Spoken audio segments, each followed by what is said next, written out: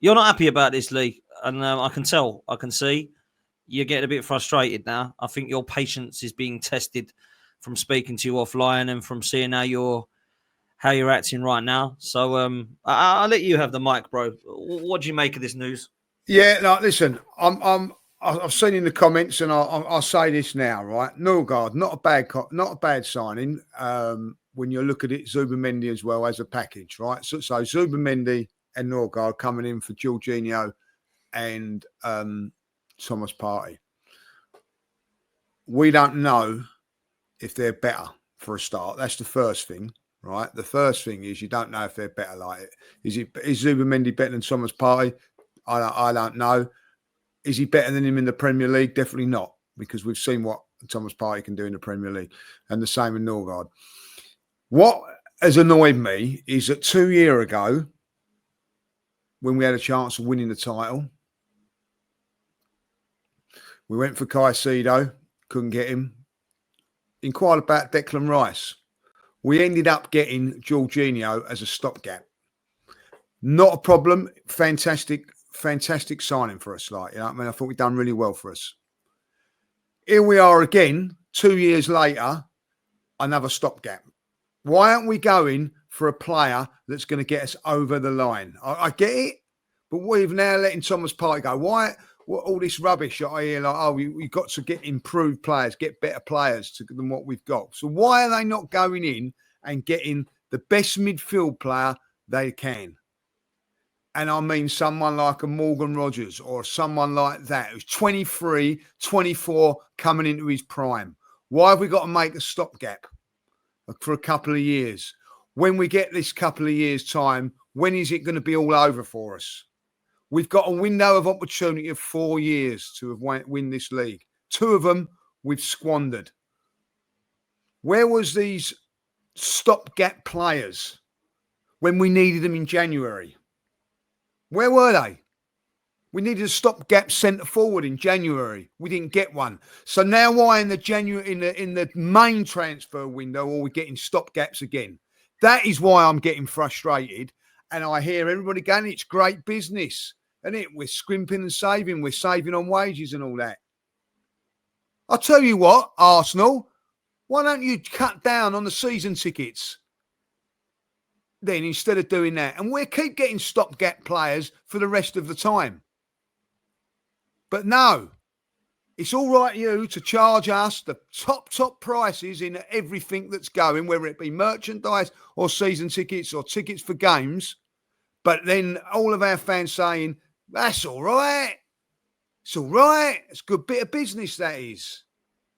I'm fed up with it, Dan. Go and get the players that are going to get you over the line. We all know that the manager is not that guy, right? We know he is not going to get us over the line because he's had 4 years at doing it, and the best he's got is runner-up, which is fantastic.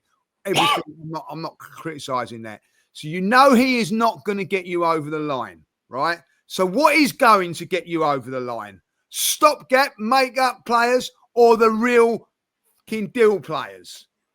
It's time to get the real deal players in when you haven't spent nothing in the last 3 years. That is my beef now. All of January fogged off. We ain't getting no one, makeshift or not, because we want the real deal player. We can't get him in January. We'll get him in the summer, so we will not get no one in January. Here we are, still waiting for and still negotiating or can't negotiate a fee. Right? Whether it be, if you're a proper club wanting to win things, if the club says to you it's 80 million, pay the 80 million. Great, we've got a goalkeeper for 5 million. Right? We was all of last year looking at Garcia. Right? All of a sudden, oh no, we've got a better, cheaper deal now with Kepa. We're signing. Not got a problem with that, Dan. Fine. Right? Fine. You've saved money on the goalkeeping situation. Right? Not worried about that. So then when there is a forward out there, what, you're going to scrimp and save again and lose out on that and then get a makeshift player in for who's 31, 32? is Norgard going to take you to the title? No. Is he going to help in the fact of a squad? Yes. But we're not there now, Dan. We're at the end of the process that we've led to have and been fed and gone with for the last 3 or 4 years, and took all the knockbacks, all the piss take from fans saying, look, another trophyless season, another this, another that. No, we take all of that. We're taking all that because we believe in this process. And when it comes down to it, when the top players are available, Arsenal Football Club are going to go for them. And they're not. Because if Arsenal were really, really, really wanted this league title, like I do, like you do, and a lot of the fans, they wouldn't be going for makeshift players in the 5th process year of it all without a trophy. Listen, if they'd have won the title last season and they'd won this and won that, I get it. But you're in this position now of getting over the line. You know? Now, listen, Liverpool done it last season with a makeshift one signing. That's all that they got.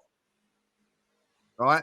And anybody that turns around and says to you, he is replacing Jorginho or he's replacing Thomas Partey, I get that. But wasn't our squad weak and thin last season? Wasn't our manager turning around and saying thin last season? So what are we actually doing as far as numbers are concerned? We're down at the moment because we've replaced the goalkeeper, Neto, yes, right? We've replaced Thomas Partey. Yes, we've Zubimendi. We've replaced Jorginho. We haven't replaced Sterling yet. Now, people might laugh at that, but he's numbers. So we're now going into, which we know of all what happened last season, because it was a little bit unknown last season, Dan. A little bit unknown what the Champions League consisted of with all the different extra games. You have now know exactly how many games you have and what it takes to get into the top 8 or the last 16, right? What do you need? You need a strong squad. So all we're doing at this moment in time is going like for like. We are not strengthening it. Now, at the end of the day, we've put in 2 players that have not, and Kepa, you can believe that or not that.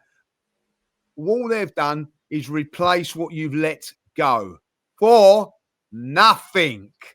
What you've let go for nothing, you've replaced. When are you going to get off your arses and sign some players when me, you, and everybody else thinks, oh, we might have a chance of winning the top? They are serious about winning the league. They want to win the league. At the moment, they're not.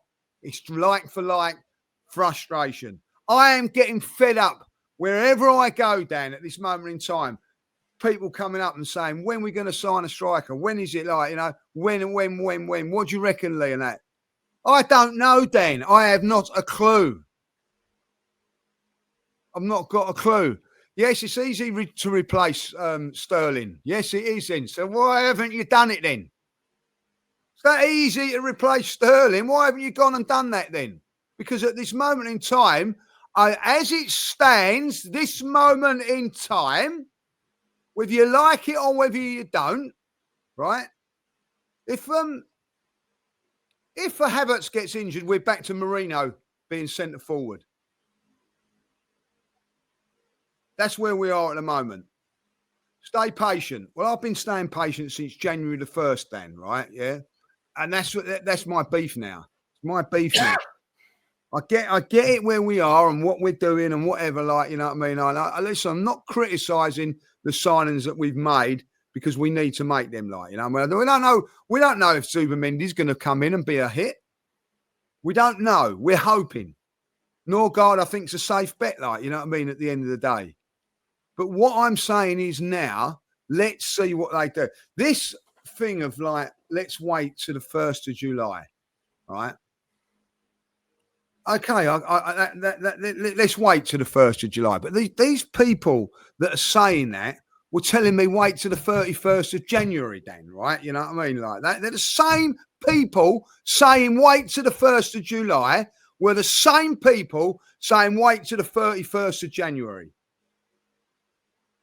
Right, so I will wait until the 1st of July, And then what we're going to do? When is it? The 2nd of July? And no, we'll wait until pre-season and whatever. Like we'll wait until that. Oh, we'll wait. See, then these same people will turn around and say, window don't shut until the 31st of August.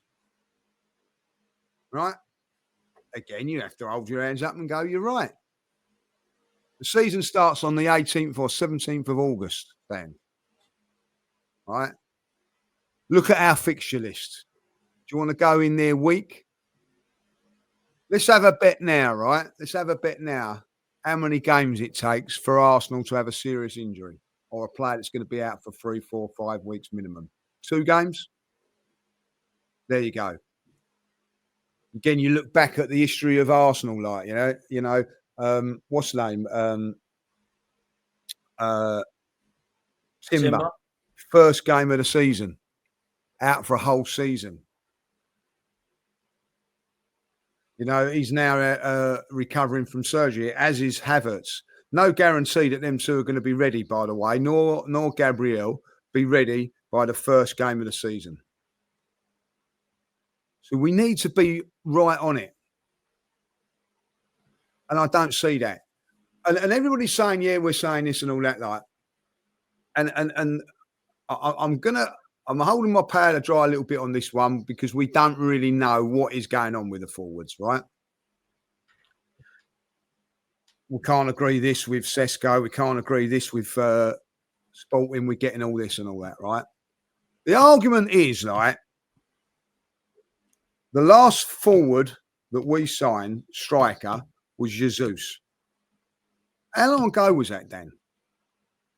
3 years? 2022. 2022, right? And he would have been a fantastic signing for us, right? I've got no doubt about that. But he got injured. He's been injured. I reckon he's been out as much time as he's been available. Right? And you could argue that he's not a striker, by the way. He's a false nine or a winger or whatever.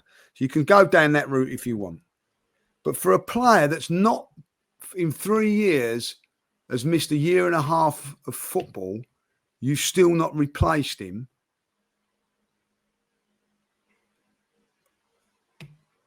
Is incredible. It's just not exciting, judges. It's not. This isn't something that makes us all excited, is it? Kepa and Norgard coming in as your first two. If I said that to you, right? Season's over, Lee. Have a good summer. Oh, I've just heard, judges, our first 2 signings. Do you want to know who they are? Yeah, go on. Kepa and Norgard. First 2 signings, Kepa and Norgard. On the 25th of June. They're the first 2 coming in.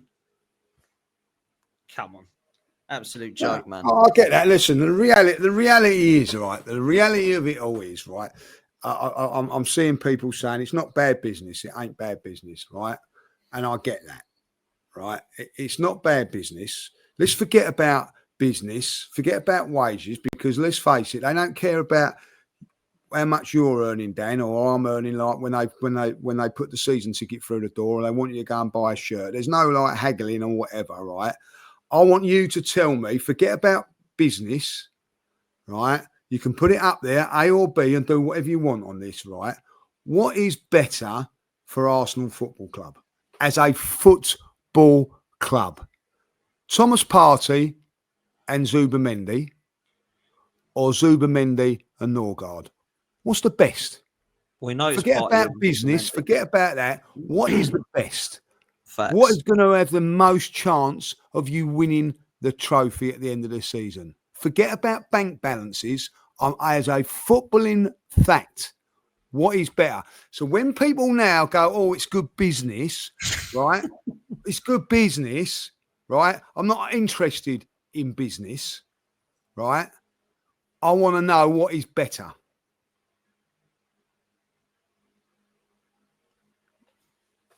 I think we know what's better. So when people turn around and go, oh, it's like shrewd business and all that, right? I'm talking on a football level now, right? Because I don't care what you say, Dan, right? when you go over the Emirates this season, right, they're not going to turn around to you and say, or you walk up to them and knock on their... We've got a midfield now of Zubamendi and Norgard. Can I have a fiver off, please? Because that's good business for me now. Not interested. You still pay exactly the same amount of money, whether it's Party in there or Norgard. So I'm telling you, and I'm asking you, what is the best? What is the best for Arsenal Football Club as a football club? So anybody that turns around to you says it's good business, hit them with that. Hit them with that. What they come back with. Can't argue. Facts. All facts. Anyone who believes that this midfield is a huge upgrade on Partey and Jorginho hasn't been watching football for the last 3 years, if I'm honest. No, they're not saying that though, Dan, are they? These people, right, all these little, the Arteta lovers and all the ones that want to keep him with the club and everything like that, right? I'm not saying that it's an upgrade. What they're saying, Dan... Is it's good business. It's good business. They're not turning around saying it's an upgrade. I can go on Twitter now and I bet people are going like, oh, yeah, Partey, Zubamendi, Jorginho, no, God, good business. We've replaced good business. I'm not asking if it's good business and what's better. And I'm sorry, Dan, if I'm a footballer, right, me and you are footballers, right, and I'm on 50 grand a week and you're on 20 grand a week, right? Why am I on 50 and why are you on 20? Because you're better. Exactly. You cannot con your way to become a professional footballer. You can con your way onto a building site. You can con your way into an office. You can con your way into anything to a certain level. A brain surgeon, you can't go in there and say, right, I'm walking in here and conning that. But you know what I'm saying, can't you? Like, you know what I'm like. I can walk. Yeah, I've done some chippy. I'm a chippy and all that. Like, you're going to get found out, right? At some stage, you're going to get found out, right? But you can't walk into a professional football club and say, yeah, I'm a midfield player. I can play here. Like, doesn't work, right? You even when you go and watch game, you go and watch your mates play, right? You know who can play and who can't, right? You can watch a couple of mates and you go, well, he's played, he ain't, right? You can't con it. So the reason that he is on a lot more money than Norgard is, do you know why? Because he's a better player. Why isn't Norgard at Arsenal 3-4 years ago? Why didn't we get him 3 and 4 years ago when Thomas Partey was available? Because Thomas Partey was the better player. But it's good business.